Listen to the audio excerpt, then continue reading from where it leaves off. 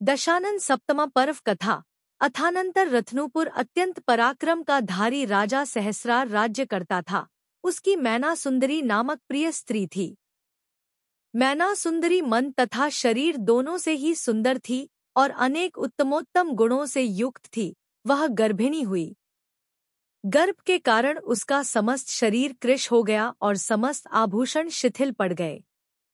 उसे बड़े आदर के साथ देखकर राजा सहसा ने पूछा कि हे प्रिय, तेरे अंग अत्यंत कृशता को क्यों धारण कर रहे हैं?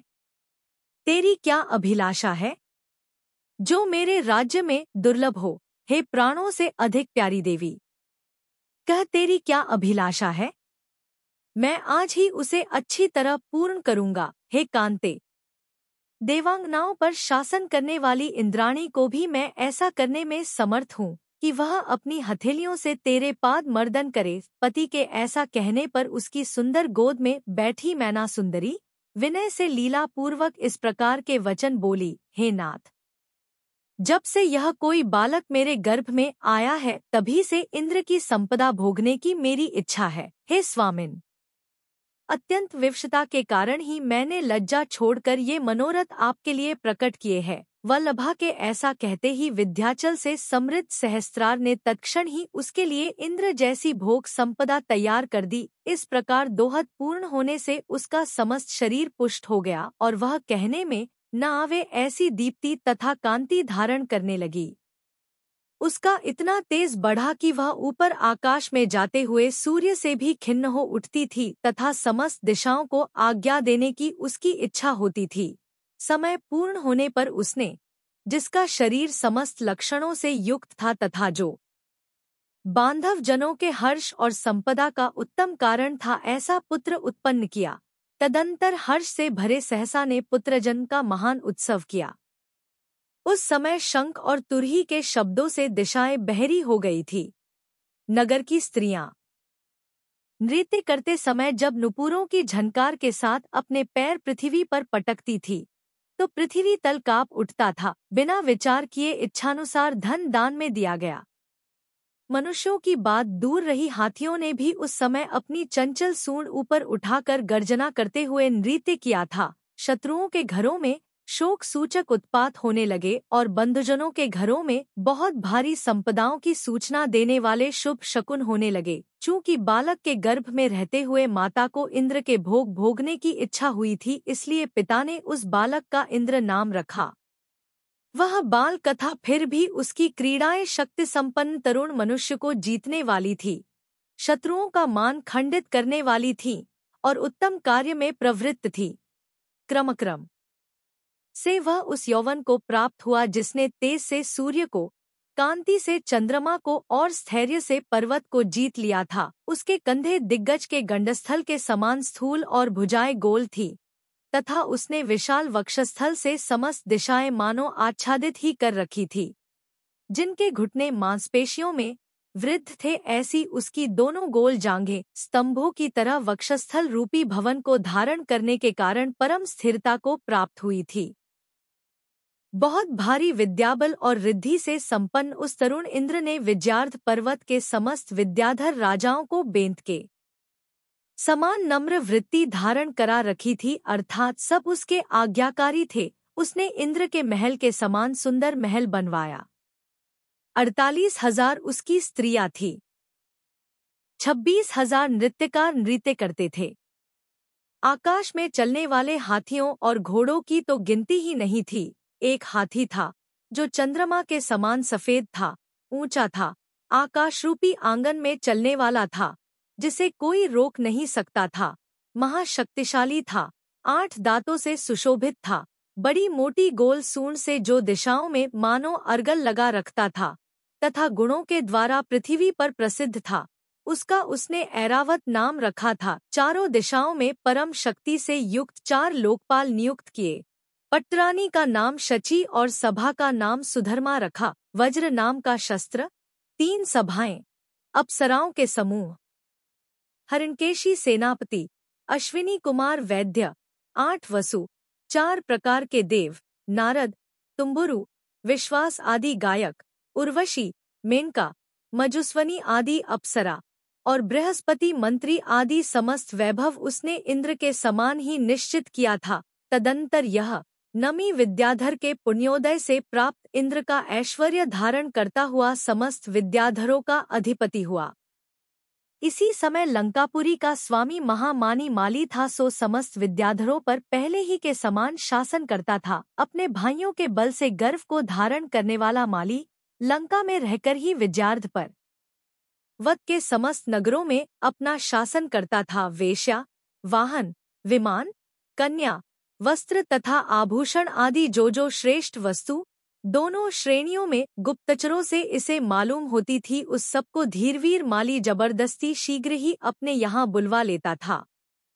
वह बल, विद्या, विभूति आदि से अपने आप को ही सर्वश्रेष्ठ मानता था। अब इंद्र का आश्रय पाकर विद्याधर माली की आज्ञा भंग करने लगे, सो यह समाचार सुन महाबलवान माली भाई तथा किष्किंध के पुत्रों के साथ विद्यार्थगिरी को ओर चला। कोई अनेक प्रकार की कांति को धारण करने वाले तथा संध्याकार के मेघों के समान ऊंचे विमानों पर बैठकर जा रहे थे, कोई बड़े बड़े महलों के समान सुवर्णजटित रथों में बैठकर चल रहे थे, कोई मेघों के समान श्यामवर्ण हाथियों पर बैठे थे, कोई मन के समान शीघ्र गमन करने वाले घोड़ों पर सवार थे, कोई शार्दूलों पर, कोई चीतों पर, कोई बैलों पर, कोई सिंहों पर, कोई ऊँटों पर, कोई गधों पर, कोई भैंसों पर, कोई हंसों पर, कोई भेड़ियों पर तथा कोई अन्य वाहनों पर बैठकर प्रस्थान कर रहे थे।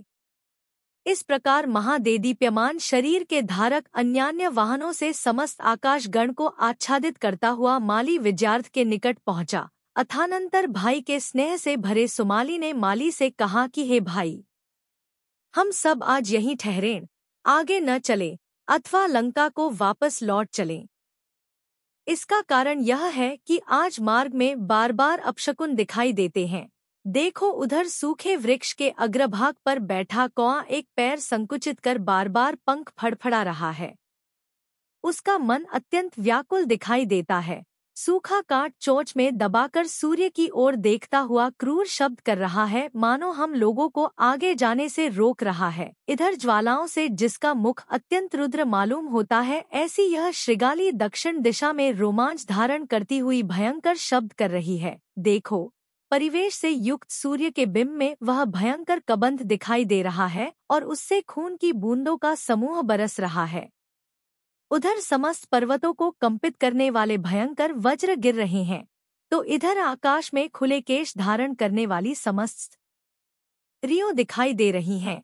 देखो, दाहिनी ओर वह गर्दन ऊपर को मुख उठाकर आकाश को बड़ी तीक्ष्णता से मुखरित कर रहा है तथा खुर के अग्रभाग से पृथ्वी को खोदता हुआ भयंकर शब्द कर रहा है। तदंतर बाजूबंदों से दोनों भुजाओं को अच्छी तरह पीड़ित करते हुए माली ने मुस्कुराकर सुमाली को इस प्रकार स्पष्ट उत्तर दिया कि शत्रु के वध का संकल्प कर तथा विजयी हाथी पर सवार हो जो पुरुषार्थ का धारी युद्ध के लिए चल पड़ा है, वह वापस कैसे लौट सकता है। जो मदमत्त हाथी की दाढ़ी को हिला रहा है, अपनी आंखों से ही जिसने शत्रुओं को भयभीत कर दिया है, जो तीक्ष्ण बाणों से परिपूर्ण है, दांतों से जिसने अधरों चबा रखा है, तनी हुई भ्रिकुटियों से जिसका मुंह कुटिल हो रहा है तथा देव लोग जिसे आश्चर्यचकित हो देखते हैं, ऐसा योद्धा क्या वापस लौटता है। मैंने मेरु पर्वत की कंदराओं तथा सुंदर नंदन वन में रमण किया है, गगनचुंबी जिन मंदिर बनवाए हैं, किमिच्छक दान दिया है, उत्तमोत्तम भोग भोगे हैं और समस्त संसार को उज्ज्वल करने वाला यश उपार्जित किया है। इस प्रकार जन्म लेने का जो कार्य था उसे मैं कर चुका हूँ, कृतकृत्य हुआ हूँ।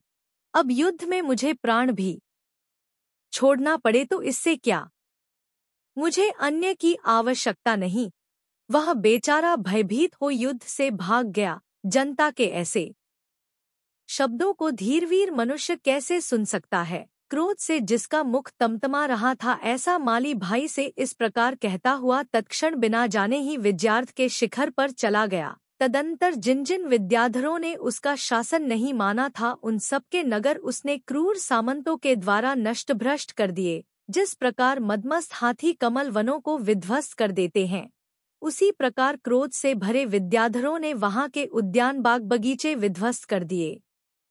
तदंतर माली के सामंतों द्वारा पीड़ित विद्याधरों को प्रजा भय से कांपती हुई सहस्रार की शरण में गई और उसके चरणों में नमस्कार कर इस प्रकार दीनताभरे शब्द कहने लगी, है नाथ, सुकेश के पुत्रों ने समस्त प्रजा को क्षतविक्षत कर दिया है, सो उसकी रक्षा करो। तब सहस्रार ने विद्याधरों से कहा कि आप लोग मेरे पुत्र इंद्र के पास जाओ और उससे अपनी रक्षा की बात कहो। जिस प्रकार बलिष्ठ शासन को धारण करने वाला इंद्र स्वर्ग की रक्षा करता है, उसी प्रकार पाप को नष्ट करने वाला मेरा पुत्र इस समस्त लोक की रक्षा करता है। इस प्रकार सहस्रार का उत्तर पाकर विद्याधर इंद्र के समीप गए और हाथ जोड़ प्रणाम करने के बाद सब समाचार उससे कहने लगे। तदंतर गर्वपूर्ण मुस्कान से जिसका मुख सफेद हो रहा था, ऐसे क्रुद्ध इंद्र ने पास में रखे वज्र पर लाल लाल नेत्र डालकर कहा कि जो लोक के कंटक हैं, मैं उन्हें बड़े प्रबल से खोज खोज कर नष्ट करना चाहता हूँ। फिर आप लोग तो स्वयं ही मेरे पास आए हैं और मैं लोक का रक्षक कहलाता हूँ। तदंतर जिसे सुनकर मदोन्मत्त हाथी अपने बंधन के खंभों को तोड़ देते थे, ऐसा तुरही का विषम शब्द उसने युद्ध का संकेत करने के लिए कराया। उसे सुनते हो जो कवचरूपी आभूषण से सहित थे, हथियार जिनके हाथ में थे और जो युद्ध संबंधी परम हर्ष धारण कर रहे, ऐसे विद्याधर अपने अपने घरों से बाहर निकल पड़े। वे विद्याधर माया में रथ, घोड़े, हाथी, ऊंट, सिंह, व्याघ्र, भेड़िया, युग, हंस, बकरा, बैल, मेढा, विमान, मोर और गंधर्व आदि वाहनों पर बैठे। इनके सिवाय जो नाना प्रकार के शस्त्रों की प्रभा से आलिंगित थे तथा भौहों के भंग से जिनके मुख विषम दिखाई देते थे, ऐसे लोकपाल भी अपने अपने परिकर के साथ बाहर निकल पड़े। जिसका शरीर कवच से आच्छादित था और जिसके ऊपर सफेद छत्र फिर रहा था, ऐसा इंद्र विद्याधर भी ऐरावत हाथी पर आरूढ़ हो देवों के साथ बाहर निकला।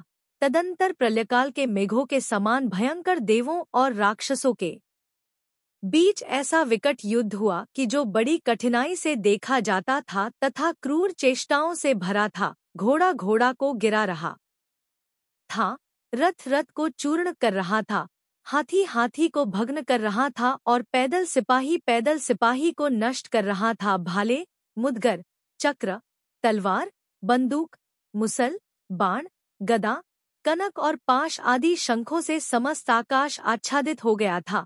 तदंतर देव कहने वाले विद्याधरों ने एक ऐसी सेना बनाई जो महान उत्साह से युक्त थी, आगे चलने में कुशल थी, उदार थी और शत्रु के उद्योग को विचलित करने वाली थी। देवों की सेना के प्रधान विद्युतवान, चारुदान, चंद्र, नित्यक्ति तथा चलत ज्योति प्रभाढ़ आदि देवों ने राक्षसों की सेना को क्षतविक्षत बना दिया।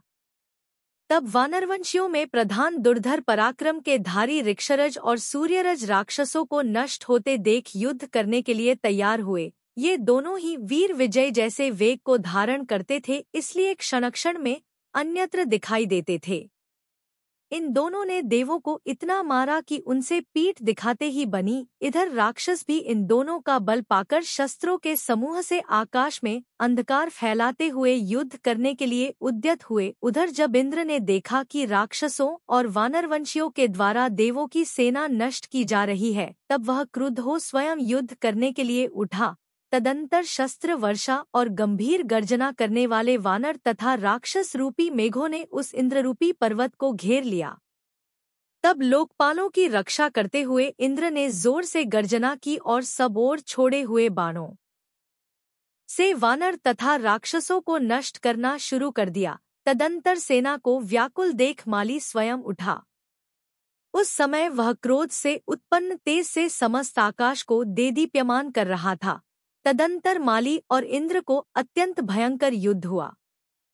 आश्चर्य से जिनके चित्त भर रहे थे, ऐसी दोनों ओर की सेनाएं उनके उस युद्ध को बड़े गौरव से देख रही थी।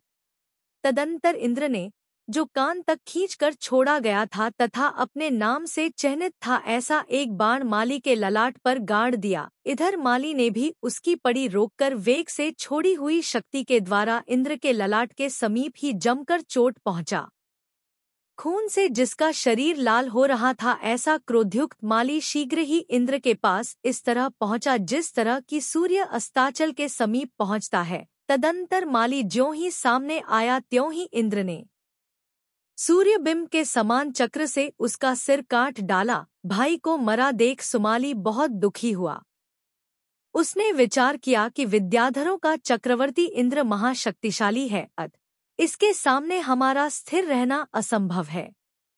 ऐसा विचार कर नीतिकुशल सुमाली अपने समस्त परिवार के साथ उसी समय युद्ध से भाग गया। उसका वध करने के लिए इंद्र उसी मार्ग से जाने को उद्यत हुआ। तब स्वामी भक्ति में तत्पर सामने नम्र होकर प्रार्थना को कि हे प्रभो, शत्रु को मारने वाले मुझ जैसे भृत्य के रहते हुए आप स्वयं क्यों प्रयत्न करते हैं?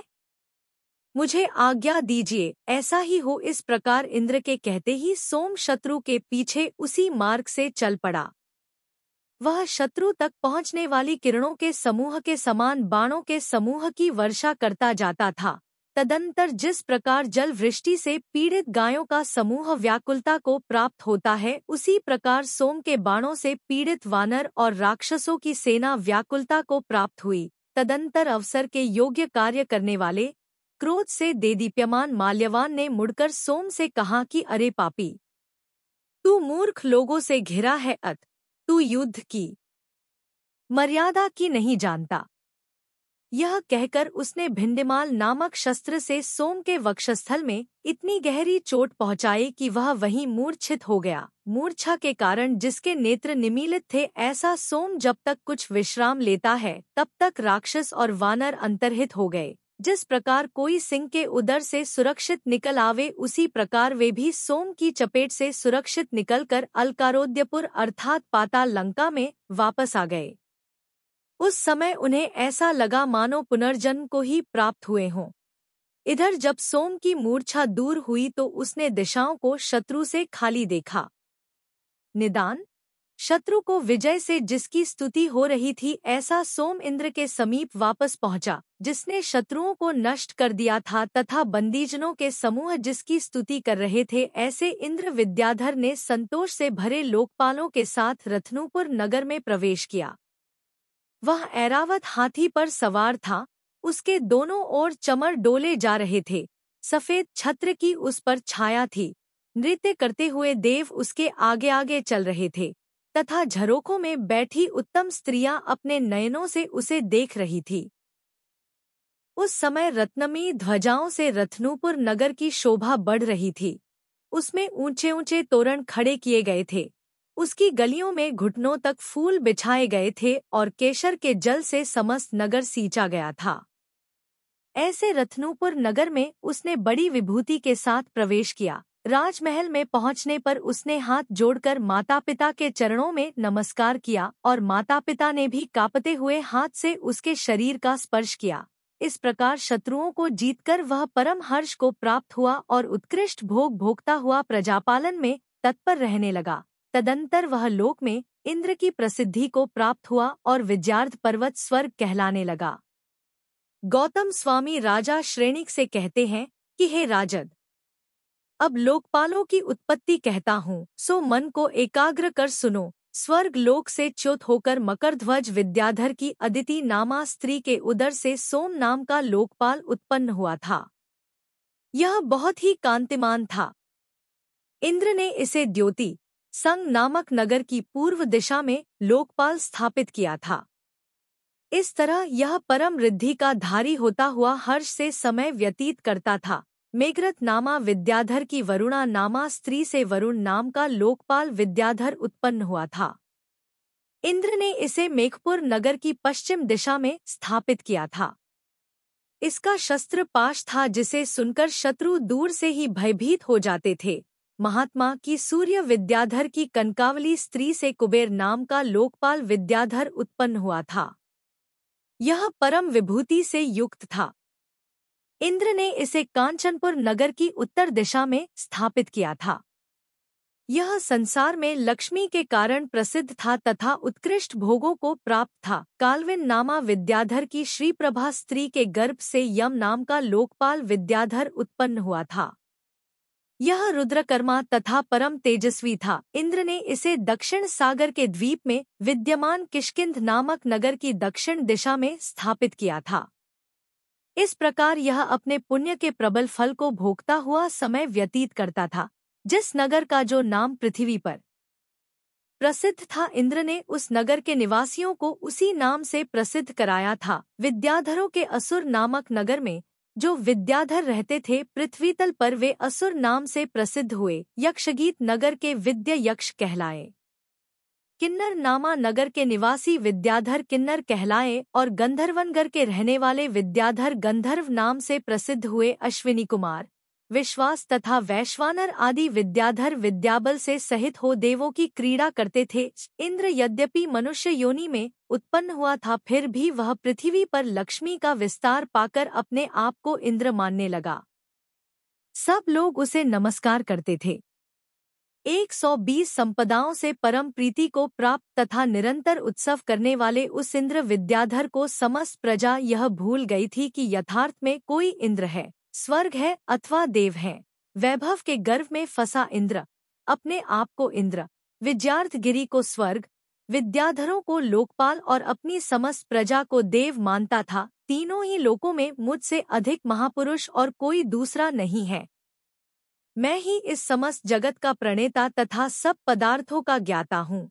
इस प्रकार विद्याधरों का चक्रवर्तीपन पाकर गर्व से फूला इंद्र विद्याधर अपने पूर्व जन्मोपार्जित पुण्यकर्म का फल भोगता था। गौतम स्वामी राजा श्रेणिक से कहते हैं कि हे राजन, इस भाग का जो वृत्तांत निकल चुका है उसे सुनो, जिसमें धनत की उत्पत्ति का ज्ञान हो सके। कौतुक मंगल नामा नगर में व्योम बिंदु नाम का विद्याधर रहता था।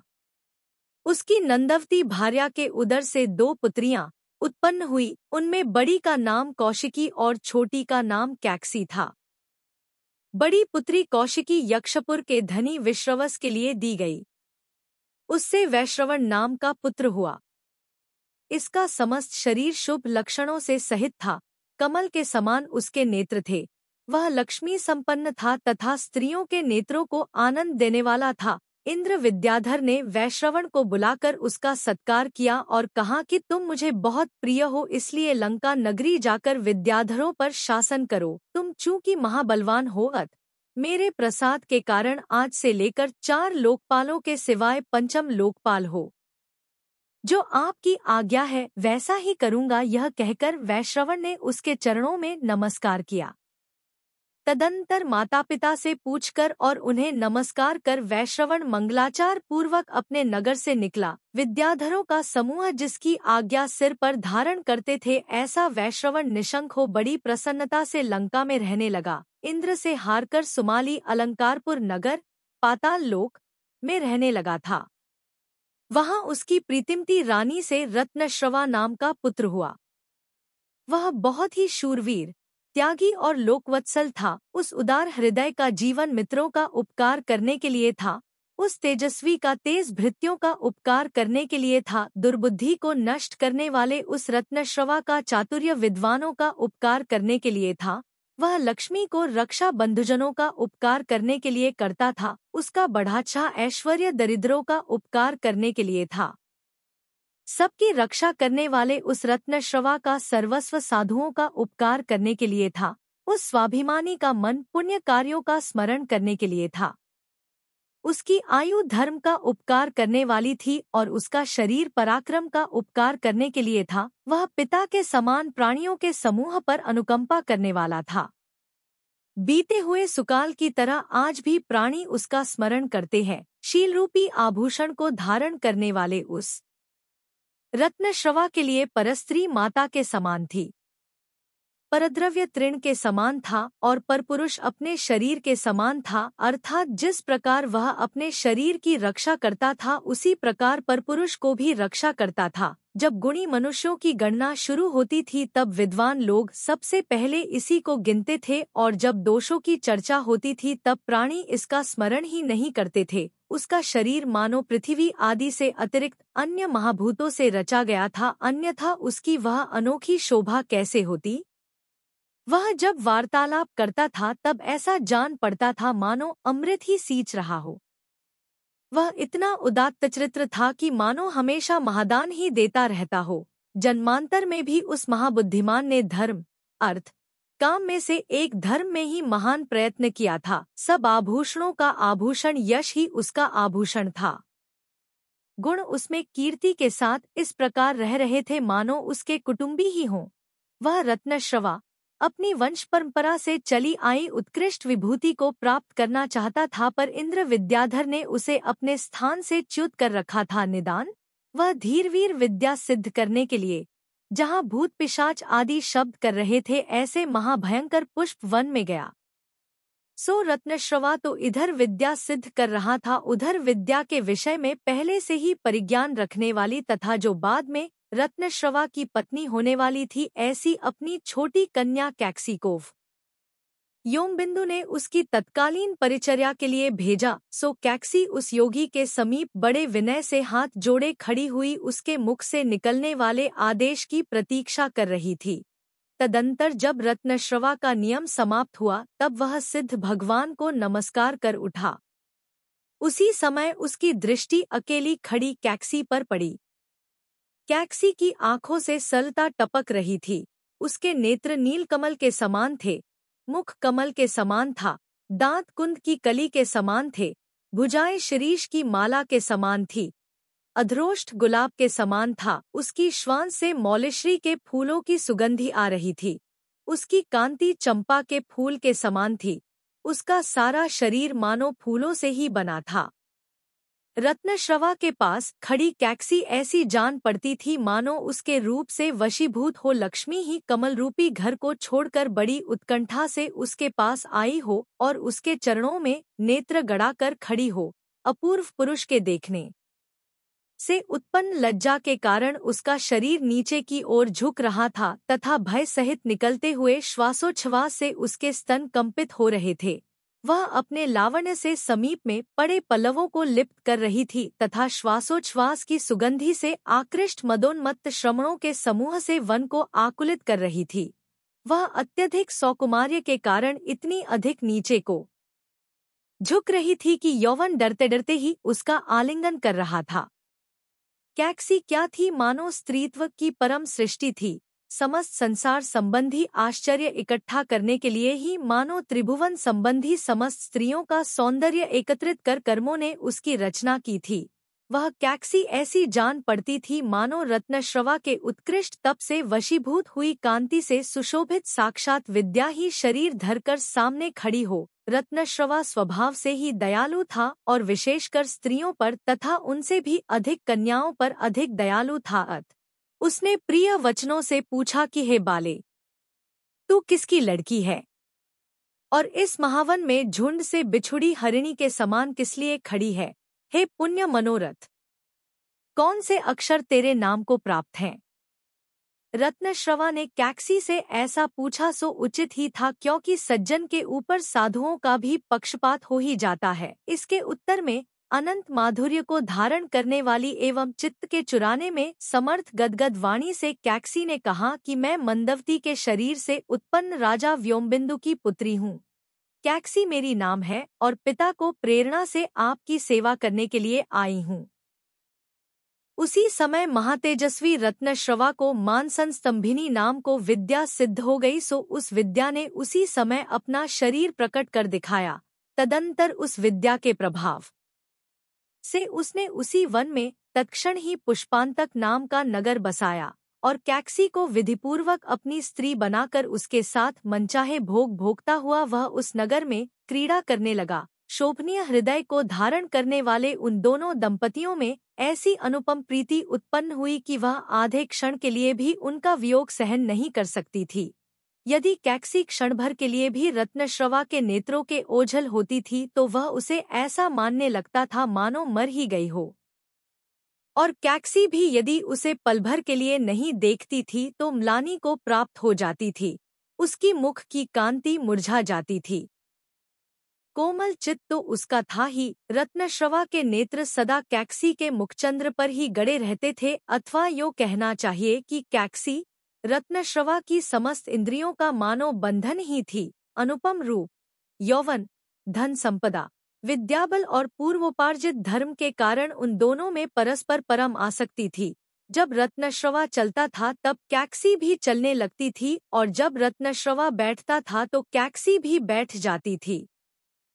इस तरह वह छाया के समान पति की अनुगामिनी थी। अथानंतर एक दिन रानी कैक्सी रत्नों के महल में ऐसी शैया पर पड़ी थी कि जो विशाल थी, सुंदर थी, क्षीर समुद्र के समान सफेद थी, रत्नों के दीपकों का जिस पर प्रकाश फैल रहा था, जो रेशमी वस्त्र से कोमल थी, जिस पर यथेष्ट गद्दा बिछा हुआ था, रंग बिरंगी तकिया रखी हुई थी, जिसके आसपास श्वासोच्छ्वास की सुगंधी से जागरूक भौंरे मंडरा रहे थे, चारों ओर पहरे पर खड़ी स्त्रियां, जिसे निद्रारहित नेत्रों से देख रही थी, और जिसके समीप ही हाथीदांत की बनी छोटी सी चौकी रखी हुई थी, ऐसी उत्तम शैया पर कैक्सी मन का बंधन करने वाले पति के गुणों का चिंतन करती और पुत्रोत्पत्ति की इच्छा रखती हुई सुख से सो रही थी।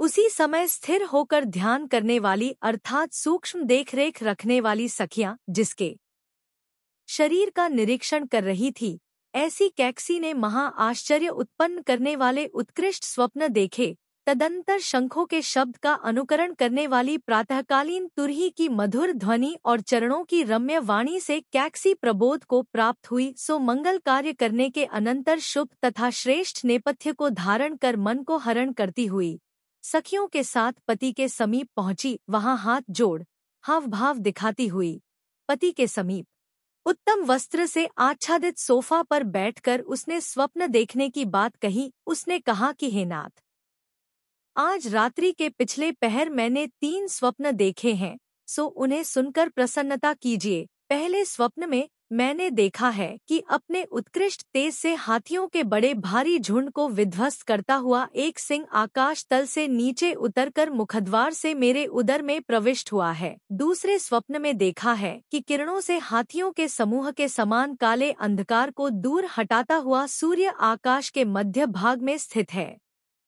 और तीसरे स्वप्न में देखा है कि मनोहर लीला को करता और किरणों से अंधकार को उर हटाता हुआ पूर्ण चंद्रमा हमारे सामने खड़ा है। इन स्वप्नों के दिखते ही मेरा मन आश्चर्य से भर गया और उसी समय प्रात कालीन तुरही की ध्वनि से मेरी निद्रा टूट गई। हे नाथ, यह क्या है?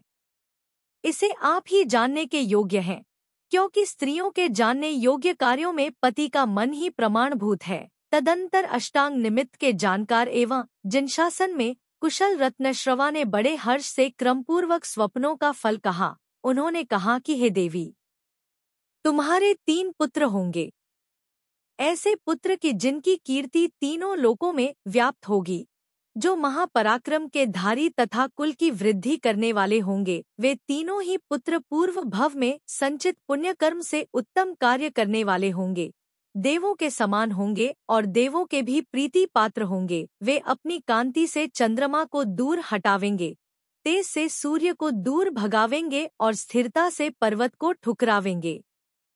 स्वर्ग में पुण्यकर्म का फल भोगने के बाद जो कुछ कर्म शेष बचा है, अब उसका फल भोगेंगे। वे इतने बलवान होंगे कि देव भी उन्हें पराजित नहीं कर सकेंगे। वेदना के द्वारा मनोरथ को पूर्ण करने वाले मेघ होंगे, चक्रवर्तियों के समान रिद्धि के धारक होंगे और श्रेष्ठ स्त्रियों के मन तथा नेत्रों को चुराने वाले होंगे। उनका उन्नत वक्षस्थल इस कार्य में कर्म ही कारण है, हम नहीं। संसार के स्वरूप की योजना में कर्म ही मूल कारण है, माता पिता तो निमित्त मात्र हैं। इसके दोनों छोटे भाई जिनमार्ग के पंडित, गुणों के समूह से व्याप्त, उत्तम चेष्टाओं के धारक तथा शील के सागर होंगे। संसार में कहीं मेरा स्खलन न हो जाए, इस भय से वे सदा पुण्य कार्य में अच्छी तरह संलग्न रहेंगे, सत्य वचन बोलने में तत्पर होंगे और सब जीवों पर दया करने वाले होंगे।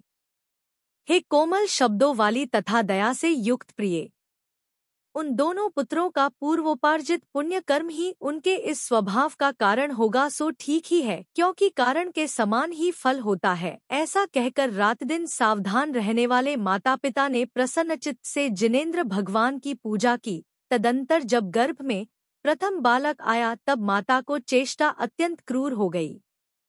वह हठपूर्वक पुरुषों के समूह की जीतने की इच्छा करने लगी। वह चाहने लगी कि मैं खून की कीचड़ से लिप्त तथा छटपटाते हुए शत्रुओं के मस्तकों पर पैर रखूं, देवराजेंद्र के ऊपर भी आज्ञा चलाने का उसका अभिप्राय होने लगा।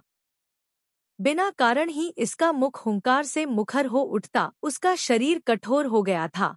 शत्रुओं को जीतने में वह अधिक श्रम करती थी। उसकी वाणी कर्कश तथा घर-घर स्वर से युक्त हो गई थी। उसके दृष्टिपात भी निशब्द होने से स्पष्ट होते थे। दर्पण रहते हुए भी वह कृपाण में मुख देखती थी और गुरुजनों की वंदना को भी उसका मस्तक किसी तरह बड़ी कठिनाई से झुकता था।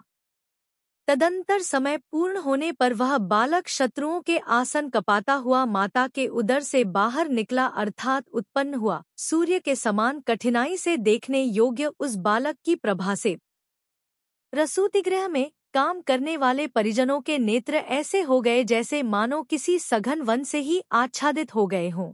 भूत जाति के देवों द्वारा ताड़ित होने के कारण दुंदुभी बाजों से बहुत भारी शब्द उत्पन्न होने लगा और शत्रुओं के घरों में सिर रहित धड़ उत्पात सूचक नृत्य करने लगे। तदंतर पिता ने पुत्र का बड़ा भारी जन्मोत्सव किया। ऐसा जन्मोत्सव कि जिसमें प्रजा पागल के समान अपनी इच्छा के अनुसार विभिन्न प्रकार के कार्य करती थी। अथानंतर जिसके पैर के तलुए लाल लाल थे, ऐसा वह बालक मेरु पर्वत की गुहा के समान आकार वाले प्रसूतिका गृह में शैया के ऊपर मंद मंद हंसता हुआ पड़ा था। हाथ पैर हिलाने से चंचल था। चित्त अर्थात ऊपर की ओर मुख कर पड़ा था।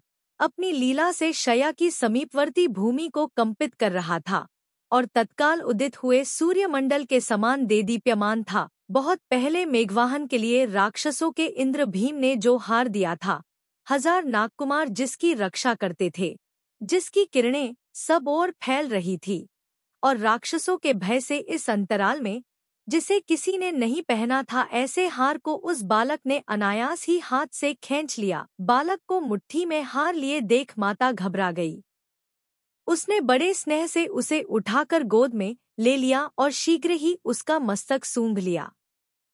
पिता ने भी उस बालक को हार लिए बड़े आश्चर्य से देखा और विचार किया कि अवश्य जी कोई महापुरुष होगा जिसकी शक्ति लोकोत्तर नहीं होगी। ऐसा कौन पुरुष नागेंद्रों के द्वारा सुरक्षित इस हार के साथ क्रीड़ा कर सकता है। चारण रिद्धिधारी मुनिराज ने पहले जो वचन कहे थे वे यही थे, क्योंकि मुनियों का भाषण कदापि मिथ्या नहीं होता।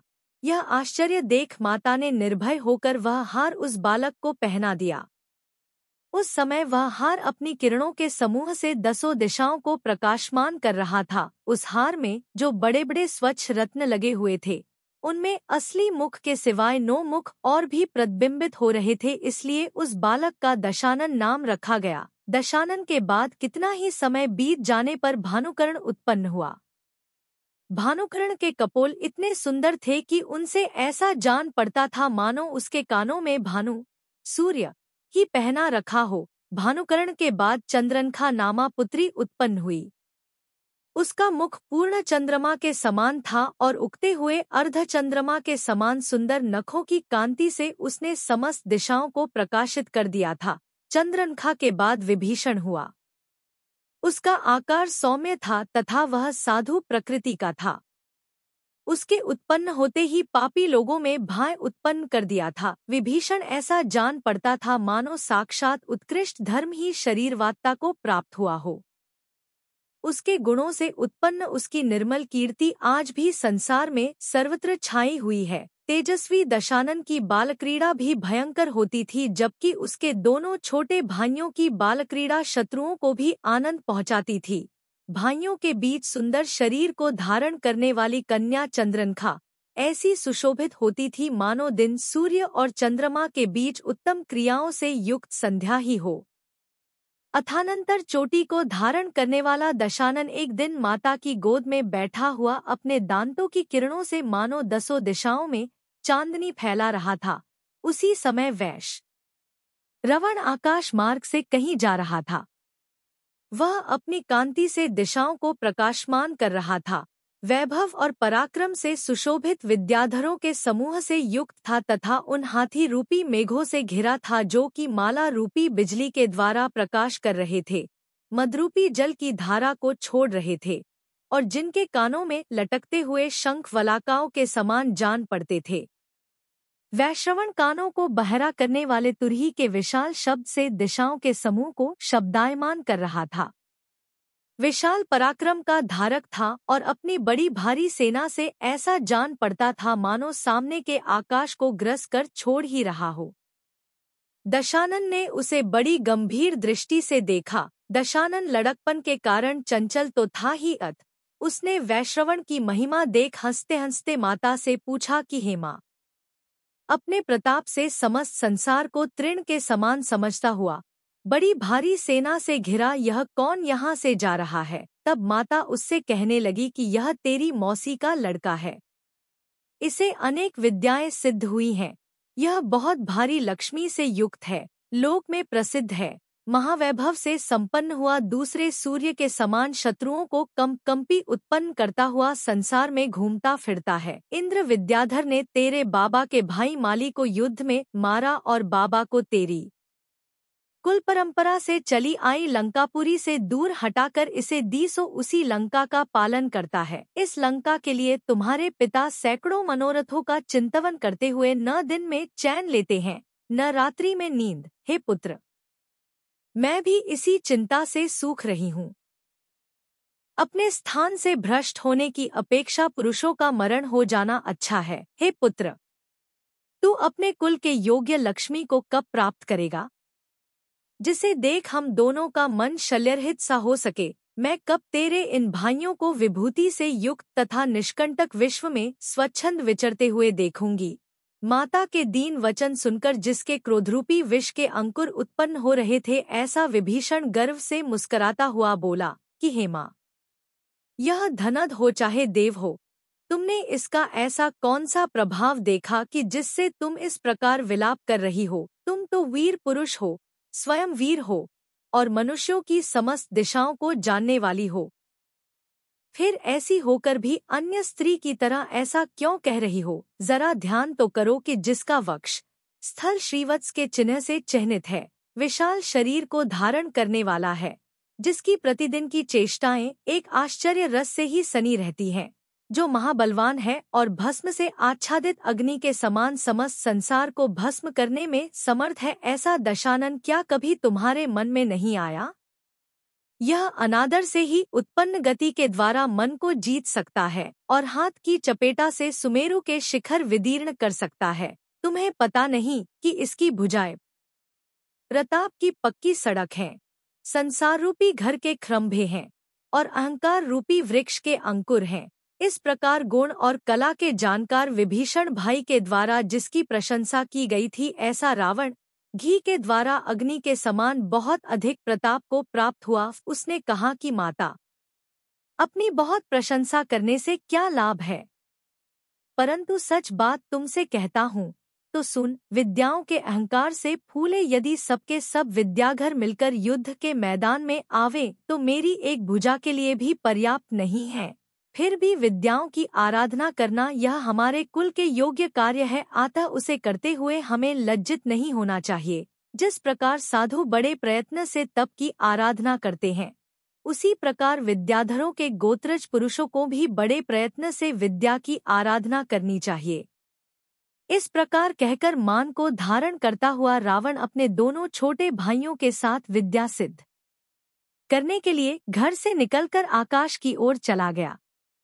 जाते समय माता पिता ने उसका मस्तक चूमा था, उसने सिद्ध भगवान को नमस्कार किया था, मांगलिक संस्कार उसे प्राप्त हुए थे, उसका मन निश्चय से स्थिर था तथा प्रसन्नता से भरा था। क्षण भर में ही वह भीम नामक महावन में जा पहुंचा। जिनके मुख दाढ़ी से भयंकर थे, ऐसे दुष्ट प्राणी उस वन में शब्द कर रहे थे। सोते हुए अजगरों के श्वासोच्छ्वास से वहां बड़े बड़े वृक्ष कंपित हो रहे थे तथा नृत्य करते हुए व्यंतरों के चरण निक्षेप से वहां का पृथ्वीतल क्षोभित हो रहा था। वहां की बड़ी बड़ी गुफाओं में सूची के द्वारा दुर्भेद्य सघन अंधकार का समूह विद्यमान था। वह वन इतना भयंकर था कि मानो साक्षात काल ही सदा उसमें विद्यमान रहता था। देव भी भय से पीड़ित होकर उसके ऊपर नहीं जाते थे तथा अपनी भयंकरता के कारण तीनों लोकों में प्रसिद्ध था। जिनकी गुफाओं के अग्रभाग अंधकार से व्याप्त थे, ऐसे वहां के पर्वत अत्यंत दुर्गम थे और वहां के सुदृढ़ वृक्ष ऐसे जान पड़ते थे मानो लोक को ग्रसने के लिए ही खड़े हों। जिनके चित्त में किसी प्रकार का भेदभाव नहीं था, जिनकी आत्माएं खोटी आशाओं से दूर थी, जो शुक्ल वस्त्र धारण कर रहे थे, जिनके मुख पूर्ण चंद्रमा के समान सौम्य थे और जो चूड़ामणि से सुशोभित थे, ऐसे तीनों भाइयों ने उस भीम महावन में उत्तम शांति धारण कर महान तपश्चरण करना प्रारंभ किया। उन्होंने 1,00,000 जप कर सर्वकामानदा नाम को 8 अक्षर वाली विद्या आधे ही दिन में सिद्ध कर ली। यह विद्या उन्हें जहाँ तहाँ से मनचाहा अन्न लाकर देती रहती थी, जिससे उन्हें क्षुधा संबंधी पीड़ा नहीं होती थी। तदंतर हृदय को स्वस्थ कर उन्होंने 16 अक्षर वाला वह मंत्र जपना शुरू किया कि जिसकी 10,000 करोड़ आवृत्तियां शास्त्रों में कही गई हैं। तदंतर जम्बूद्वीप का अधिपति अनावृत नाम का यक्ष अपनी स्त्रियों से आवृत हो इच्छानुसार क्रीड़ा करने के लिए उस वन में आया, जिनकी आत्मा तपश्चरण में लीन थी। ऐसे 3 भाई हाव भावपूर्वक क्रीड़ा करने वाली उस यक्ष की स्त्रियों के दृष्टिगोचर हुए। तदंतर कौतुक से जिनका चित्त आकुल हो रहा था, ऐसी देवियां शीघ्र ही उनके पास इस प्रकार आईं, मानो उनके सौंदर्य ने चोटी पकड़कर उन्हें खींच लिया हो। उन देवियों में कुछ देवियां घुंघराले बालों से सुशोभित मुख से भ्रमरसहित कमल की शोभा धारण कर रही थी। उन्होंने कहा कि जिनके शरीर अत्यंत सुकुमार हैं, जिनकी कांति और तेज सब ओर फैल रहा है तथा वस्त्र का जिन्होंने त्याग नहीं किया है, ऐसे आप लोग किस लिए तपश्चरण कर रहे हैं? शरीरों की ऐसी कांति भोगों के बिना नहीं हो सकती, तथा आपके ऐसे शरीर हैं कि जिससे आपको किसी अन्य से भय भी उत्पन्न नहीं हो सकता। कहाँ तो यह जटा रूप मुकुटों का भार और कहाँ यह प्रथम तारुण्य अवस्था। निश्चित ही आप लोग विरुद्ध पदार्थों का समागम सजाने के लिए ही उत्पन्न हुए हैं। स्थूल स्तन तटों के आस्फालन से उत्पन्न सुख की प्राप्ति के योग्य अपने इन हाथों को आप लोग शिला आदि कर्कश पदार्थों के समागम से पीड़ा क्यों पहुंचा रहे हैं? अहो आश्चर्य है कि रूप से सुशोभित आप लोगों की बुद्धि बड़ी हल्की है कि जिससे भोगों के योग्य शरीर को आप लोग इस तरह दुहक दे रहे हैं। उठो घर चलें। हे विज्ञ पुरुषों, अब भी क्या गया है? प्रिय पदार्थों का अवलोकन कर हम लोगों के साथ महाभोग प्राप्त करो। उन देवियों ने यह सब कहा अवश्य, पर उनके चित्त में ठीक उस तरह स्थान नहीं पा सका कि जिस तरह कमलिनी के पत्र पर पानी के बूंदों का समूह स्थान नहीं पाता है। तदंतर कुछ दूसरी देवियां परस्पर में इस प्रकार कहने लगी कि हे सखियों, निश्चय ही ये काष्ठ हैं, लकड़ी के पुतले हैं, इसीलिए तो इनके समस्त अंगों में निश्चलता दिखाई देती है। ऐसा कहकर तथा कुछ कुपित हो पास में जाकर उन देवियों ने उनके विशाल हृदय में अपने कर्णफूलों से चोट पहुंचाई। फिर भी निपुण चित्त को धारण करने वाले तीनों भाई क्षोभ को प्राप्त नहीं हुए। सो ठीक ही है, क्योंकि कायर पुरुष ही अपने प्रकृत लक्ष्य से भ्रष्ट होते हैं। तदंतर देवियों के कहने से जिसके चित्त में आश्चर्य उत्पन्न हो रहा था, ऐसे जम्बूद्वीपाधिपति अनावृत यक्ष ने भी हर्षित हो उन तीनों भाइयों से मुस्कराते हुए कहा कि हे सत्पुरुषों, आप लोग किस प्रयोजन से कठिन तपश्चरण कर रहे हो अथवा किस देव की आराधना करे रहे हो? सो शीघ्र ही कहो। यक्ष के ऐसा कहने पर भी जब वे मिट्टी से निर्मित पुतलों की तरह निश्चल बैठे रहे, तब वह कुपित हो इस प्रकार बोला कि ये लोग मुझे भुलाकर अन्य किस देव का ध्यान करने के लिए उद्यत हुए हैं? अहो, इन मूर्खों की यह सबसे बड़ी चपलता है। इस तरह कठोर वचन यक्षेंद्र ने आज्ञा देने की प्रतीक्षा करने वाले अपने सेवकों को इन 3 भाइयों पर उपद्रव करने की आज्ञा दे दी। वे किंकर स्वभाव से ही क्रूर थे, फिर उससे भी अधिक स्वामी की आज्ञा पा चुके थे, इसलिए नाना रूप धारण कर उनके सामने तरह तरह की क्रियाएं करने लगे। कोई यक्ष वेग से पर्वत के समान ऊंचा उछलकर उनके सामने ऐसा गिरा मानो सब ओर से वज्र ही गिरा रहा हो। किसी यक्ष ने सांप बनकर उनके समस्त शरीर को लपेट लिया और कोई सिंह बनकर तथा मुंह फाड़कर उनके सामने आ पहुंचा। किन्हीं ने कानों के पास ऐसा भयंकर शब्द किया कि उससे समस्त दिशाएं बहरी हो गईं। तथा कोई दंशमशक बनकर, कोई हाथी बनकर, कोई आंधी बनकर, कोई दावानल बनकर और कोई समुद्र बनकर भिन्न भिन्न प्रकार के उपद्रव करने लगे। ध्यानरूपी खंभे में बद्ध रहने के कारण जिनका चित्त अत्यंत निश्चल था, ऐसे तीनों भाई जब पूर्वोक्त उपायों से विकार को प्राप्त नहीं हुए, तब उन्होंने विक्रिया से म्लेच्छों की एक बड़ी भयंकर सेना बनाई। वह सेना अत्यंत क्रोधी चांडालों से युक्त थी, तीक्ष्ण शस्त्रों से भयंकर थी और अंधकार के समूह के समान जान पड़ती थी। तब उन्होंने दिखाया कि युद्ध में जीतकर पुष्पांतक नगर को विध्वस्त कर दिया है तथा तुम्हारे पिता रत्नश्रवा को भाई बंधुओं सहित गिरफ्तार कर लिया गया है। अंतःपुर भी हृदय को तोड़ देने वाला विलाप कर रहा है और साथ ही साथ यह शब्द कर रहा है कि तुम्हारे जैसे पुत्रों के रहते हुए भी हम दुख को प्राप्त हुए हैं। पिता इस प्रकार चिल्ला चिल्लाकर उनके सामने बहुत भारी बाधा उत्पन्न कर रहा है कि हे पुत्रों, इस महावन में म्लेच्छ मुझे मार रहे हैं, सो मेरी रक्षा करो। उन्होंने दिखाया कि तुम्हारी माता को चांडाल बेड़ी में डालकर पीट रहे हैं, चोटी पकड़कर घसीट रहे हैं और वह आंसुओं की धारा छोड़ रही है। माता कह रही है कि हे पुत्रों, देखो, वन में मैं ऐसी अवस्था को प्राप्त हो रही हूँ। यही नहीं, तुम लोगों के सामने ही शबर लोग मुझे अपनी पल्लीपसती में लिए जा रहे हैं। तुम यह पहले झूठ मूठ ही कहा करते थे कि विद्याबल को प्राप्त सब विद्याधर मिलकर भी मेरी एक भुजा के लिए पर्याप्त नहीं है, परंतु इस समय तो तुम तीनों ही इतने निस्तेज हो रहे हो कि एक ही म्लेच्छ के लिए पर्याप्त नहीं हो। हे दशाग्रीव, यह विभीषण तेरी व्यर्थ ही स्तुति करता था। जबकि तू माता की रक्षा नहीं कर पा रहा है, तब तो मैं समझती हूँ कि तेरे एक भी ग्रीवा नहीं है। मान से रहित तू जितने समय तक मेरे उदर में रहकर बाहर निकला है, उतने समय तक यदि मैं मल को भी धारण करती तो अच्छा होता। जान पड़ता है यह भानुकर्ण भी कर्णों से रहित है, इसलिए तो मैं चिल्ला रही हूँ और यहाँ मेरे दुखभरे शब्द को सुन नहीं रहा है।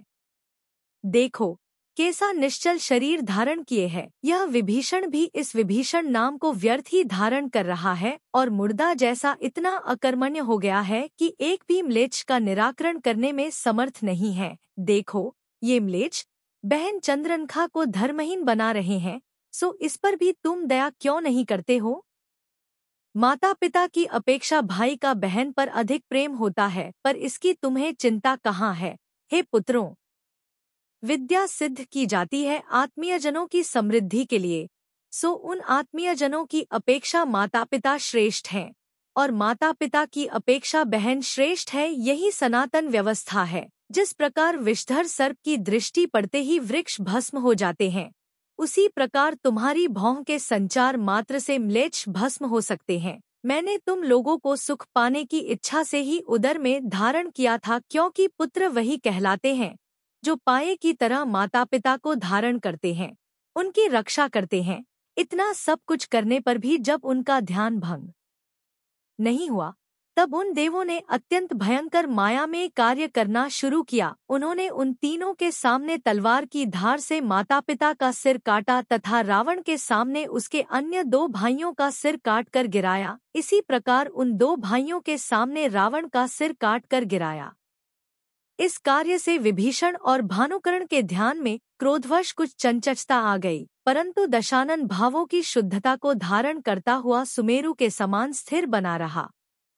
वह महाशक्तिशाली तथा दृढ़ श्रद्धानी जो था, उसने इंद्रियों के संचार को अपने आप में हो रोककर बिजली के समान चंचल मन को दास के समान आज्ञाकारी बना लिया था। शत्रु से बदला लेने की इच्छारूपी कंटक तथा जितेंद्रियतारूपी संवर दोनों ही जिसकी रक्षा कर रहे थे, ऐसा दशानन ध्यान संबंधी दोषों से रहित होकर प्रयत्नपूर्वक मंत्र का ध्यान करता रहा। आचार्य कहते हैं कि यदि ऐसा ध्यान कोई मुनिराज धारण करते तो उस ध्यान के प्रभाव से उसी समय अष्टकर्मों का विच्छेद कर देते। इसी बीच में हाथ जोड़कर सामने खड़ी हुई अनेक हजार शरीर धारिणी विद्याएं दशानन को सिद्ध हो गईं। मंत्र जपने की संख्या समाप्त नहीं हो पाई कि उसके पहले ही समस्त विद्याएं उसे सिद्ध हो गईं। सो ठीक ही है, क्योंकि दृढ़ निश्चय से क्या नहीं मिलता है। दृढ़ निश्चय भी पूर्वोपार्जित उज्ज्वल कर्म से ही प्राप्त होता है। यथार्थ में कर्म ही दुखानुभव में विघ्न उत्पन्न करते हैं। योग्य समय पात्र के लिए दान देना, क्षेत्र में आयु की स्थिति समाप्त होना तथा रत्नत्रय की प्राप्ति रूपी फल से युक्त विद्या का प्राप्त होना, इन 3 कार्यों को अभव्य जीव कभी नहीं पाता है। किसी को 10 वर्ष में, किसी को 1 माह में और किसी को 1 क्षण में ही विद्याएं सिद्ध हो जाती हैं। सो यह सब कर्मों का प्रभाव है। भले ही पृथ्वी पर सोवे, चिरकाल तक भोजन का त्याग रखे, रात दिन पानी में डूबे रहे, पहाड़ की चोटी से गिरे और जिससे मरण भी हो जावे, ऐसी शरीर सुखाने वाली क्रियाएं करे तो भी पुण्यरहित जीव अपना मनोरथ सिद्ध नहीं कर सकता। जिन्होंने पूर्वभव में अच्छे कार्य किए हैं, उन्हें सिद्धि अनायास ही प्राप्त होती है। तपश्चरण आदि क्रियाएं तो निमित्त मात्र हैं, पर जिन्होंने पूर्वभव में उत्तम कार्य नहीं किए, वे व्यर्थ ही मृत्यु को प्राप्त होते हैं। उनका जीवन निरर्थक जाता है। इसलिए मनुष्य को पूर्ण आदर से आचार्य की सेवा कर सदा पुण्य का ही संचय करना चाहिए, क्योंकि पुण्य के बिना सिद्धि कैसे हो सकती है। गौतम स्वामी कहते हैं कि हे श्रेणिक, पुण्य का प्रभाव देखो कि महामनस्वी दशानन समय पूर्ण न होने पर भी विद्याओं की सिद्धि को प्राप्त हो गया। अब मैं संक्षेप से विद्याओं का नामोल्लेख करता हूँ। विद्याओं के ये नाम उनके अर्थकार्य की सामर्थ्य से ही प्राप्त हुए हैं, प्रचलित हैं। हे श्रेणिक, सावधान चित्त होकर सुनो। संचारिणी, कामदायिनी, कामगामिनी, दुर्निवारा, जगत कंपा, प्रज्ञप्ति, भानुमालिनी, अणिमा, लघिमा, क्षौम्या, मनस्तंभनकारिणी, संवाहिनी, सुरधंसी, कौमारी, वधकारिणी, सुविधाना, तपोरूपा, दहनी, विपुलोद्री, शुभप्रदा, रजोरूपा, दिनरात्रि विधायिनी, वज्रोद्री, समाकृष्टि, अदर्शनी, अजरा, अमरा, अनलस्तंभिनी, तोयस्तंभिनी, गिरिदारिणी, अवलोकिनी, अरिध्वंसी, घोरा, धीरा, भुजंगिनी, वारुणी, भुवना, अवध्या, दारुणा, मदनाशिनी, भास्करी, भयसंभूति, ऐशानी, विजया, जया, बंधनी, मोचनी, वाराही, कुटिलाकृति, चित, तोद्भवकरी, शांति, कौबेरी, वशकारिणी, योगेश्वरी, बलोत्सादी, चंडा, भीति और प्रवर्षिणी आदि अनेक महाविद्याओं को निश्चल परिणामों का धारी दशानन पूर्वोपार्जित पुण्यकर्म के उदय से थोड़े हो दिनों में प्राप्त हो गया। सर्वाहा, रति समृद्धि, जृंभिणी, व्योमगामिनी और निद्राणी ये 5 विद्याएं भानुकरण को प्राप्त हुईं। सिद्धार्था, भर्तृद्मनी, निर्व्याघाता और आकाशगामिनी ये 4 विद्याएं प्रिय स्त्रियों के समान विभीषण को प्राप्त हुईं। इस प्रकार विद्याओं के ऐश्वर्य को प्राप्त हुए वे दोनों भाई महाहर्ष के कारणभूत नूतन जन्म को ही मानो प्राप्त हुए थे। तदंतर यक्षों के अधिपति अनावृत यक्ष ने भी विद्याओं को आया देख महावैभव से उन तीनों भाइयों की पूजा की और उन्हें दिव्य अलंकारों से अलंकृत किया। दशानन ने विद्या के प्रभाव से स्वयंप्रभ नामक नगर बसाया। वह नगर मेरुपर्वत के शिखर के समान ऊंचे ऊंचे मकानों की पंक्ति से सुशोभित था, जिनके झरोखों में मोतियों की झालर लटक रही थी, जो बहुत ऊंचे थे तथा जिनके खंभे रत्न और स्वर्ण के बने थे। ऐसे जिन मंदिरों से अलंकृत था, परस्पर की किरणों के संबंध से जो इंद्रधनुष उत्पन्न कर रहे थे, तथा निरंतर स्थिर रहने वाली बिजली के समान जिनकी प्रभा थी, ऐसे रत्नों से वह नगर सदा प्रकाशमान रहता था। उसी नगर के गगनचुंबी राजमहल में विद्याबल से संपन्न दशानन अपने दोनों भाइयों के साथ सुख से रहने लगा। तदंतर आश्चर्य से भरे जम्बूद्वीप के अधिपति अनावृत यक्ष ने एक दिन दशानन से कहा कि हे महाबुद्धिमान, मैं तुम्हारे वीर्य से बहुत प्रसन्न हूँ। आथा जिसके अंत में पूर्व, पश्चिम, उत्तर, दक्षिण इस प्रकार 4 समुद्र हैं, तथा जो नागकुमार और व्यंतर देवों से व्याप्त है, ऐसे इस जम्बूद्वीप में इच्छानुसार रहो। मैं इस समस्त द्वीप का अधिपति हूँ, मेरा कोई भी प्रतिद्वंदी नहीं है। अतः तुम्हें वरदान देता हूँ कि तुम शत्रु समूह को उखाड़ते हुए इस जम्बूद्वीप में इच्छानुसार सर्वत्र विचरण करो। हे वत्स, मैं तुझ पर प्रसन्न हूँ और तेरे स्मरण मात्र से सदा तेरे सामने खड़ा रहूंगा। मेरे प्रभाव से तेरे मनोरथ में बाधा पहुँचाने के लिए इंद्र भय समर्थ नहीं हो सकेगा। फिर साधारण मनुष्य की तो बात ही क्या है। तू अपने दोनों भाइयों के साथ सुखी रहता हुआ दीर्घकाल तक जीवित रह। तेरी दिव्य विभूतियां सदा बढ़ती रहें और बनभुजन सदा उनका सेवन करते रहें। इस प्रकार यथार्थ आशीर्वाद से उन तीनों भाइयों को आनंदित कर वह यक्ष परिवार के साथ अपने स्थान पर चला गया। तदंतर दशानन को विद्याओं से आलिंगित सुन चारों ओर से राक्षसों के समूह महोत्सव करते हुए उसके समीप आए। उनमें कोई तो नृत्य करते थे, कोई ताल बजाते थे, कोई हर्ष से इतने फूल गए थे कि अपने शरीर में ही नहीं समाते थे। कितने ही लोग शत्रुपक्ष को भयभीत करने वाला जोर का सिंहनाद करते थे, कोई आकाश को चूना से लिप्त करते हुए की तरह चिरकाल तक हंसते रहते थे।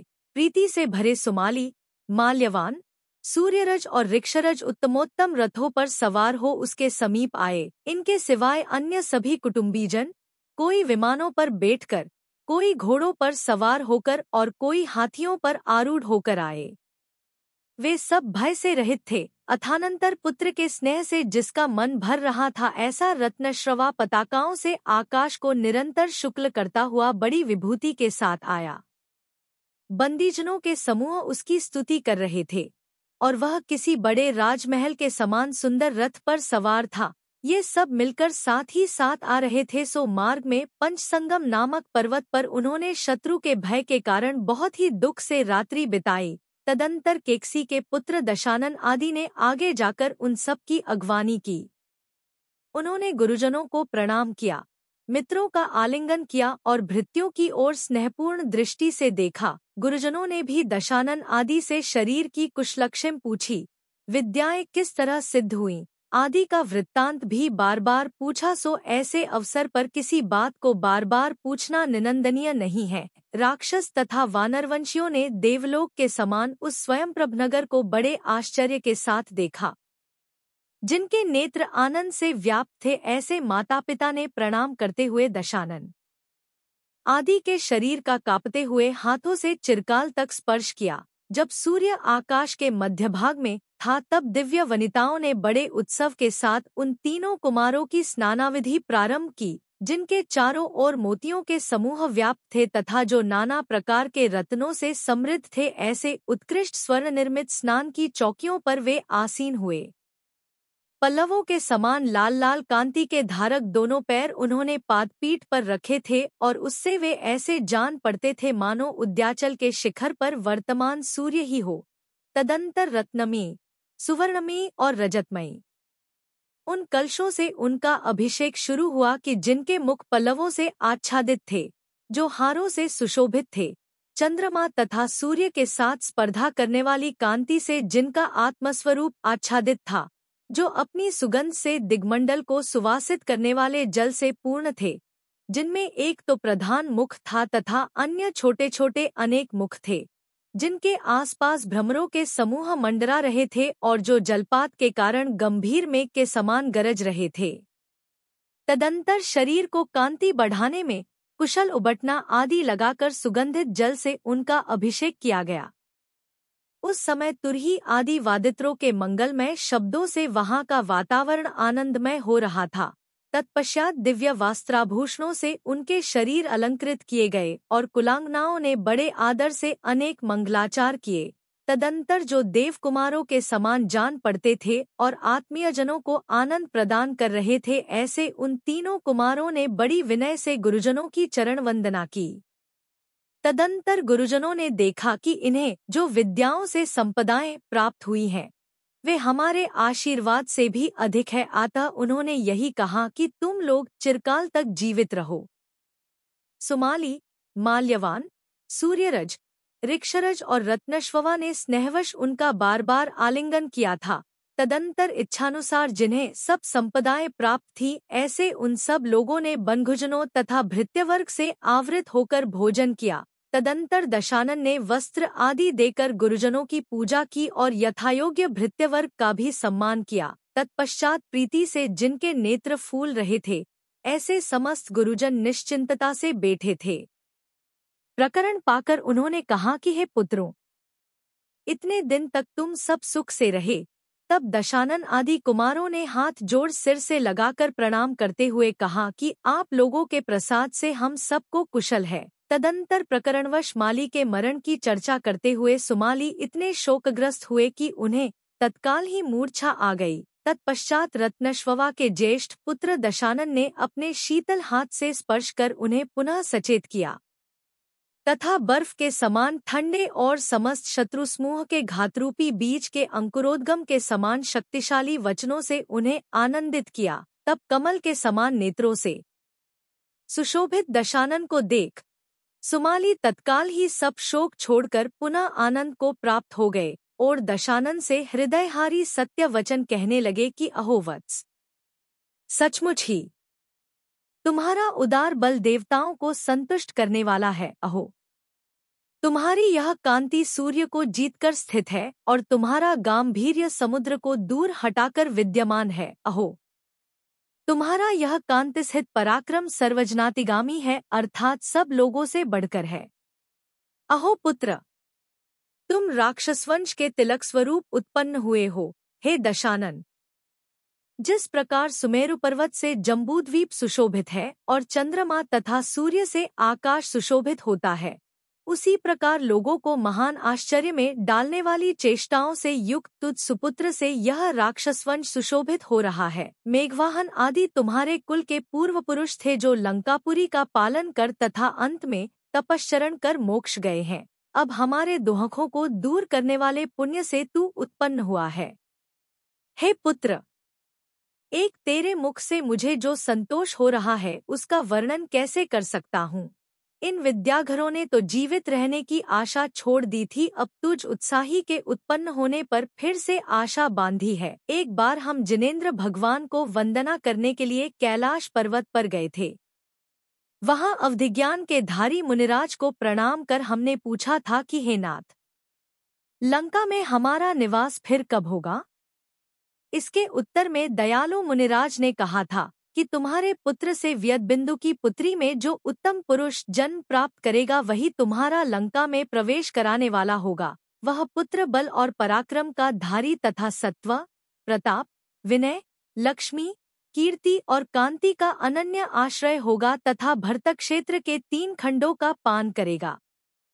शत्रु के द्वारा अपने अधीन की हुई लक्ष्मी को यही पुत्र उससे मुक्त करावेगा। इसमें आश्चर्य की भी कोई बात नहीं है, क्योंकि वह लंका में परम लक्ष्मी को प्राप्त होगा। सो कुल के महोत्सव स्वरूप तू उत्पन्न हो गया है। तेरे सब लक्षण शुभ हैं तथा अनुपम रूप से तू सबके नेत्रों को हरने वाला है। सुमाली के ऐसा कहने पर दक्षानन ने लज्जा से अपना मस्तक नीचा कर लिया और एयमस्तु का हाथ जोड़ सिर से लगाकर सिद्ध भगवान को नमस्कार किया। तदंतर उस बालक के प्रभाव से सब बनभुजन शत्रु के भय से रहित हो यथास्थान सुख से रहने लगे। तदंतर गौतम स्वामी राजा श्रेणिक से कहते हैं कि हे राजन, इस प्रकार पूर्वोपार्जित पुण्यकर्म के प्रभाव से मनुष्य कीर्ति के द्वारा दिग्दिगंतराल तथा लोक को आच्छादित करते हुए लक्ष्मी को प्राप्त होते हैं। इसमें मनुष्य की आयु कारण नहीं है। क्या अग्नि का एक कण क्षण भर में विशाल वन को भस्म नहीं कर देता अथवा सिंह का बालक मदोन्मत्त हाथियों के झुंड को विदीर्ण नहीं कर देता। चंद्रमा की किरणों का एक अंश सूर्य की किरणों से उत्पादित प्राणियों के संताप को दूर करता हुआ शीघ्र ही कुमुदनियों में उल्लास पैदा कर देता है और सूर्य उदित होते ही निद्रा को दूर हटाने वाली अपनी किरणों से मेघमाला के समान मलिन अंधकार को दूर कर देता है। इस प्रकार आर्य नाम से प्रसिद्ध रविशेणाचार्य विरचित पद्मचरित में दशानन का वर्णन करने वाला 7वां पर्व पूरा हुआ।